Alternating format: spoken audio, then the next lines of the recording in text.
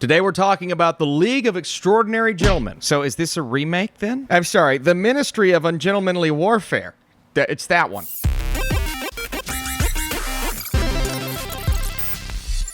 What's up, Flick fans? Welcome back to the channel. My jokes, they're not funny, but today we're talking about the brand new Guy Ritchie movie. It feels like there's a new one every year, and yet again, I'm excited to talk about it. Let's do it. Gus March Phillips, I have a mission I want you to lead. So the British military recruits a small group of highly skilled soldiers to strike against German forces behind enemy lines during World War II, like I said, Guy Ritchie, and this one's rated R. There's strong violence and language. Last year, Guy Ritchie had Operation Fortune, which, you know, is fine, and then The Covenant, which ended up being in my top 25 of 2023. This year, The Gentleman on Netflix, which is a series that I had a lot of fun with, and this Ungentlemanly Warfare, not gentlemanly, ungentlemanly. He likes that word. He likes the word gentleman. I like it a lot. Yeah, I know what you're thinking. You see the trailer, you're like, World War II, Nazis, Inglourious Bastards-esque, or Inglourious Bastards light? And the answer is yes. But I don't want you to take that as a massive negative. There are negative aspects to this film and things that I believe they could have done better to flesh out this story and, more importantly, these characters. But overall, there are so many fun elements to the Ministry of Ungentlemanly Warfare. I'm just going to say ministry. To ministry. Amen, brother. And it really does start with this cast. A couple of names I want to highlight. First off, Henry Cavill and Cavill Ritchson. Alan wants to play the Batman. Henry Cavill did play Superman, so we're possibly watching a movie with our former Superman and future Batman on screen, and they're both giving really entertaining and ridiculously over-the-top at times, but I think it's worthy in a movie like this. Performances that I absolutely ate up. This is the best I've seen Cavill in quite some time. And I'm not even saying his character was really all that fleshed out or had too much of an arc during the film, but whenever he's on screen, the accent, the way that he approaches this character with his voice, and just the committed physical performance that he is giving, I had a blast with Henry Cavill. It's not like earlier this year with Argyle, and you're like, oh, Henry Cavill's barely in the movie. I will say, I did expect to see him more than I actually did in this film because there is a huge piece to this movie that doesn't involve these characters at all, and we'll talk about that. But when he has screen time, he is served and serving up a good...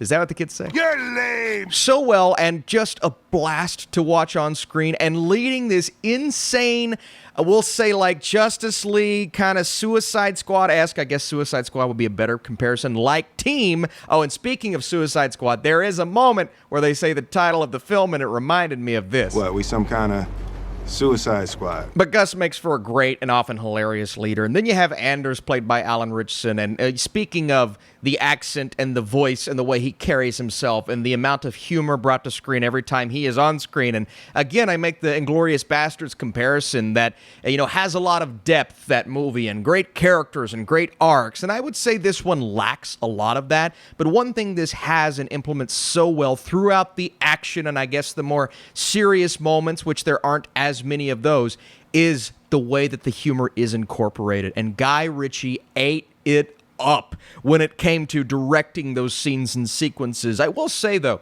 the Guy Ritchie isms, they are present in the midst of those action sequences, but I feel as this one is geared a little more towards the general audience and I guess more of a standard approach for a movie like this. It's funny because this film has so much style from start to finish, but there is somewhat of a standard approach within the way that the story is told and the multiple storylines that inevitably intersect, but I didn't expect that. I expected to spend most of our time with Cavill and Ritchson and other members of the team like Henry Golding. I didn't even recognize Golding at first, and that's a good thing, but I'm like, is that Henry Golding? Who? But then you have the Eiza González storyline, and that to me felt far less captivating and interesting, I think because we were missing that integration of these outstanding and somewhat over-the-top characters. Again, this is based on a true story, and at the end of the film, we see them on screen, and I'm like, okay, that was him, that was her, but at the same time, I'm like,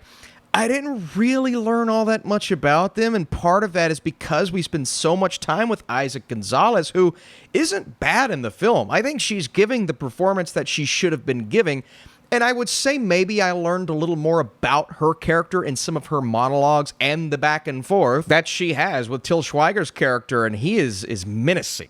Everything you think a character like that is going to be when you first see him, and the back and forth between those two and the times where they're sitting down and trying to figure each other out. There's one monologue that she gives that is really good. But again, it was so inconsistent tonally from the other side of the film, which is this crazy, awesome team just mowing through people. And those action sequences, the impact of the gunshots, and the force in which they act with was just so much fun to watch. Less plot than the other side of what was going on, and I didn't learn as much about them.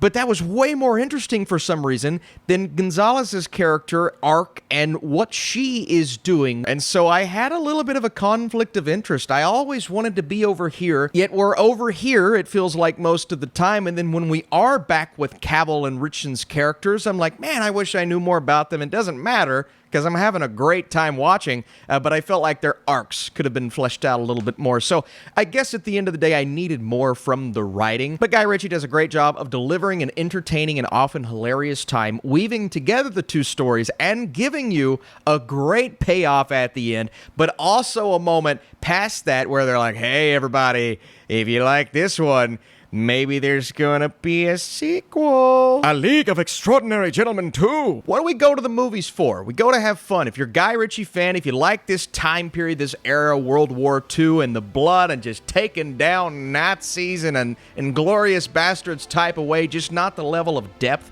that movie gives us, then I think you're going to have a good time with this. And yet again, he delivers a fun time in the theater with a crowd, and that's all you can ask for. Before I give you my score, let me know your thoughts down below. What's the best recent Guy Ritchie project, movie or TV show? Let me know that down below. And if you enjoyed this review and you want to drop that thumbs up, that'd be helpful. And stay tuned.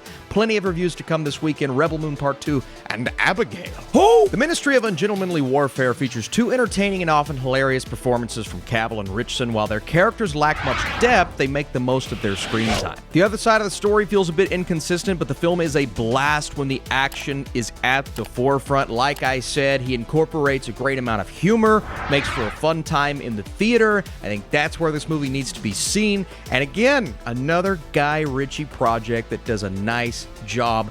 I need your thoughts down below. Stay tuned. I can't wait to talk about Abigail. And if you want to check out some reviews on this channel, a lot last week and a lot on their way. I'm seeing Challengers next week. I'll see you guys in the next video.